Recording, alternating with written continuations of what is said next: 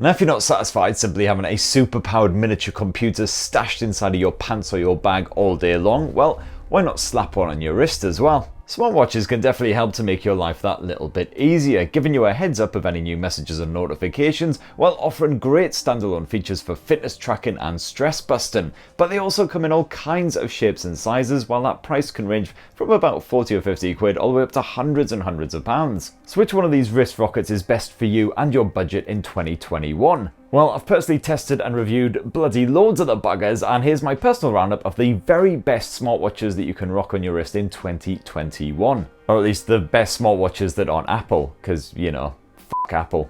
Now, one of my favourite new smartwatches launched in 2021 is Samsung's Galaxy Watch 4 Classic, although with a price tag well over 300 quid, it ain't too cheap either. With a choice of 42 or 46mm flavours, this smartwatch will suit any wrist. You've got a couple of different colour choices and you can slap on your own favourite straps if you want to change up the look and feel. Samsung's design is slick as usual, with a stainless steel finish and that lovable rotating bezel for effortlessly navigating through the bright and breezy UI of Wear OS version 3. That AMOLED screen is a proper eye pleaser, and Wear OS itself is better than ever. Although with this watch you are practically forced to use Samsung's own services like Samsung Pay and our great mate Bixby instead of the Google Assistant, which won't please everyone. Performance is smooth, and the Galaxy Watch 4 Classic is absolutely stuffed with great features, including comprehensive fitness tracking. Over 100 different kinds of sweat-inducing activities are supported, including some proper strange efforts. My only gripe here is with the battery life, which, to be perfectly frank, is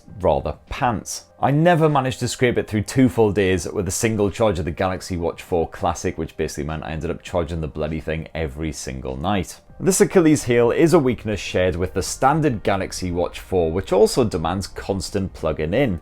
This cheaper alternative trims a few of the other features from the Classic, including that rotating bezel, but you still get a very satisfying everyday experience and an even slimmer design, and plus you don't have to spaff quite so much cash at Samsung. And if you fancy a closer squint at Sammy smartwatches, well, I've done a full review of that Galaxy Watch 4 and the Classic model as well right here on TechSpert.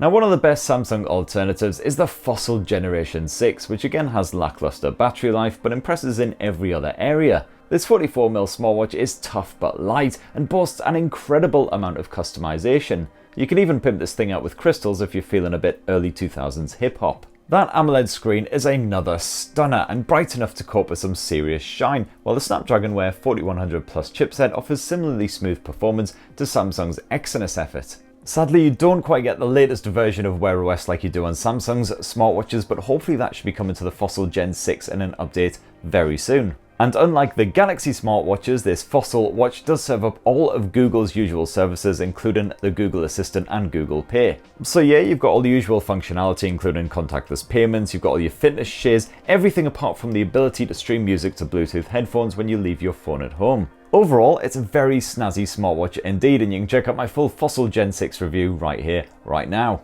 Now, if you're getting a bit bummed out by all this crap battery life, well, another Wear OS smartwatch that I really enjoyed using was the Ticwatch Pro 3 Ultra GPS. This is again another fully functional premium smartwatch, and this time the battery life is one of the strongest aspects of it. That funky dual display design means quick time checks can be done using a low powered LCD, while the bright, crisp and colourful OLED panel is used for checking notifications and playing with apps. The result is around 3 to 4 days of use per charge rather than just 1 or 2 like most other smartwatches. And with the word Pro cunningly stuffed into the name right there, it's probably not a massive shock to learn you'll get the similar sort of premium features here on the Ticwatch Pro 3 Ultra GPS as you do on all the rivals I've already mentioned. You've got built-in GPS, 24-hour heart rate monitoring, blood oxygen smart, a built-in mic and speaker to take calls via your phone, and you can also use those to interact with the Google Assistant. There's a growing selection of apps to download from the Google Play Store, and performance is nice and smooth thanks largely to the fresh Snapdragon Wear 4100 Plus chipset packed inside.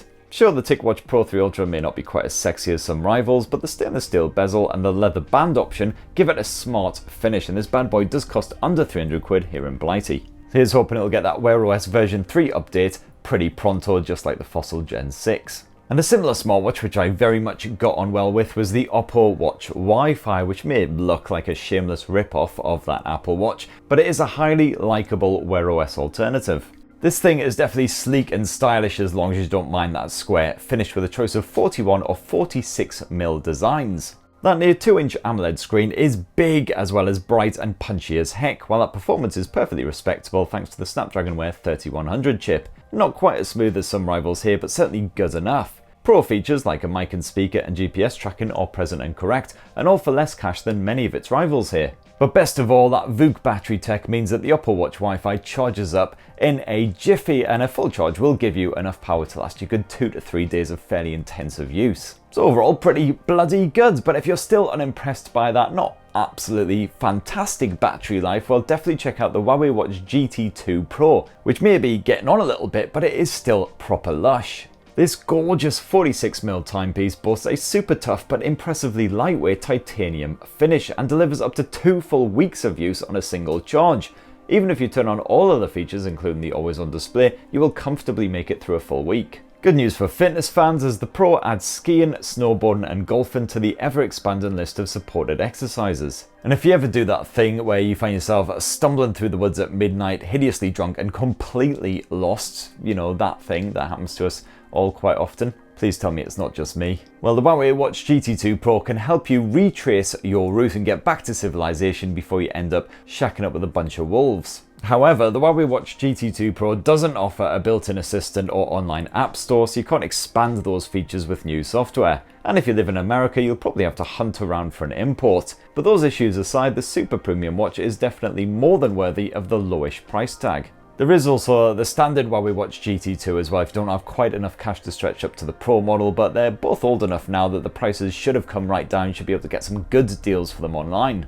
And as this video goes live, I should be ready in my full review of the fresh Huawei Watch GT3, which I've already unboxed right here on TechSpert. You got a choice of 42 or 46mm sizes, both boasting a supremely crisp and bright OLED display packed into a stainless steel frame. The Huawei Watch GT3 boasts fresh 5-system GPS tracking for improved accuracy. And as well as an upgraded sensor for faster and more accurate heart rate measurements, you've also got the fresh new Healthy Living Shamrock feature, which rewards you for your good behaviour by injecting Guinness directly into your veins.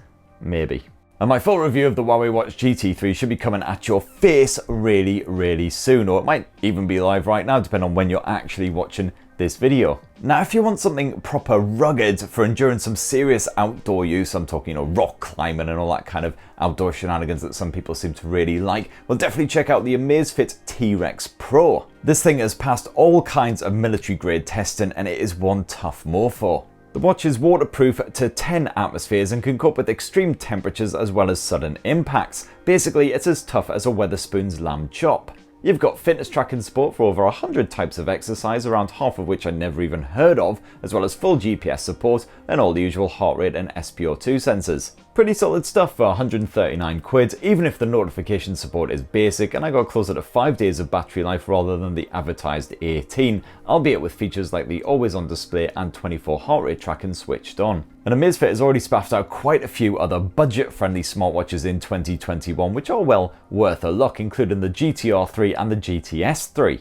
These sport very similar specs, including a gorgeous OLED screen, which is square for the GTS and round for the GTR, plus a sleek, light, water-resistant design. Zepp OS serves up the full set of fitness tracking features, including support for over 150 types of workout, as well as some random shiz like chess for those who consider board games exercise. Although there's no built-in GPS here. You've got a wide variety of watch faces and a respectable selection of apps too. But the highlight of these Amazfit watches is undoubtedly the battery life, stretching for a few days for the GTS 3 and a whole week for the GTR 3, even with quite a considerable amount of playtime. And for a bit of extra cash, you can also upgrade to the Amazfit GTR 3 Pro, which I haven't had a chance to check out yet, unfortunately, but it does add a few extra features like a built-in speaker, so you can actually hear the Alexa voice assistant talking at you. You can actually take calls through the thing as well. And you've also got local music storage and a few other bonus bits in there. So deep breath.